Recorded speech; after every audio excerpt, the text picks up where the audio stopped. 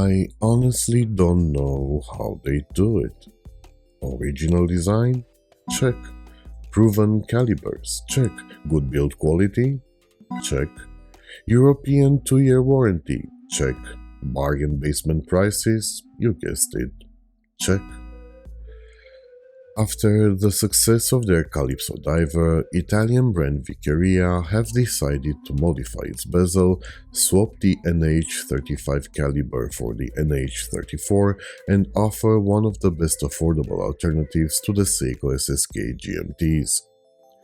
The Calypso GMT is actually one of the watches I suggested as best buys at the beginning of 2024 in the video I'm pointing at now. This is a 42 by 48.5 mm robust construction whose familiar, streamlined classic design is meant to keep it inconspicuous and close to the skin.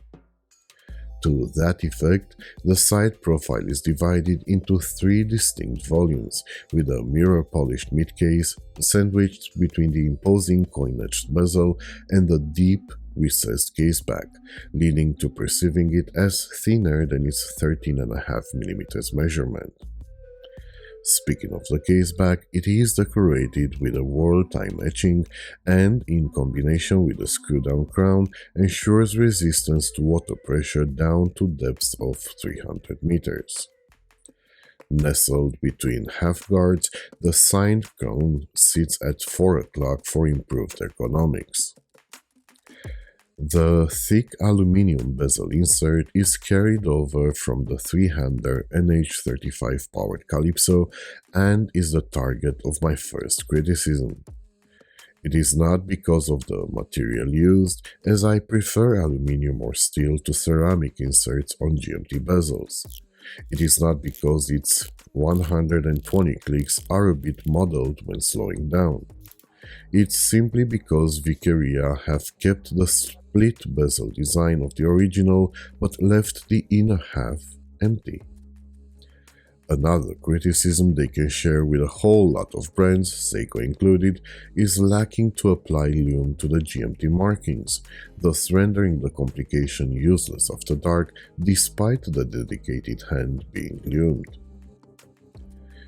The textured dial comes in 3 colorways: lemon yellow, Tuscany green, and this one, the moon black.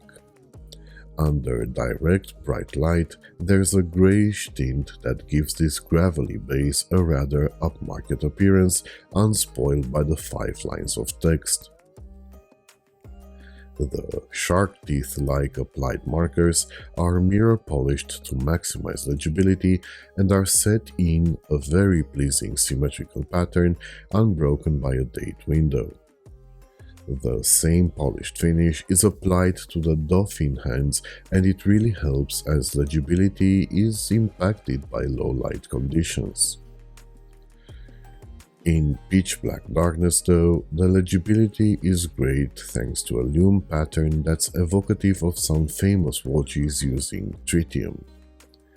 This one's not tritium but C3 and BGW9 colored layers of a nondescript superlume compound that's slightly less potent than the fabled Superluminova, but fares way better than the Japanese substitutes used by other brands.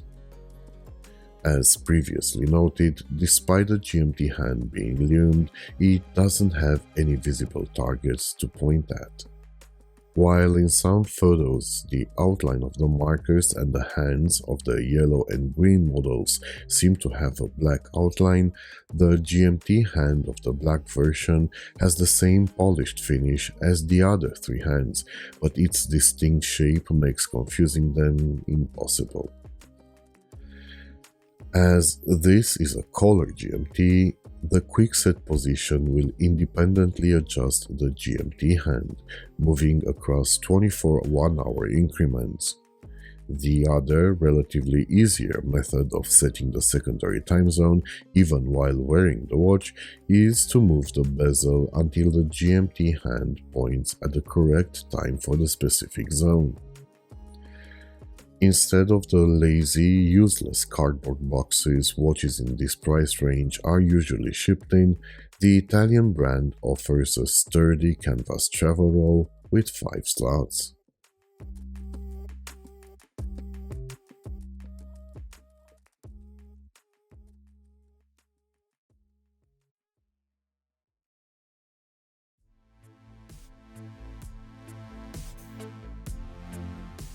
On my 19cm wrist, the watch wears true to its 42mm diameter, if not even half a millimeter smaller, due to its rather large bezel and streamlined lugs.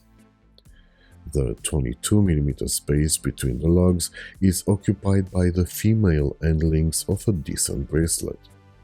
Nothing to write home about, but it's flexible, doesn't pinch, and it actually feels good to the touch.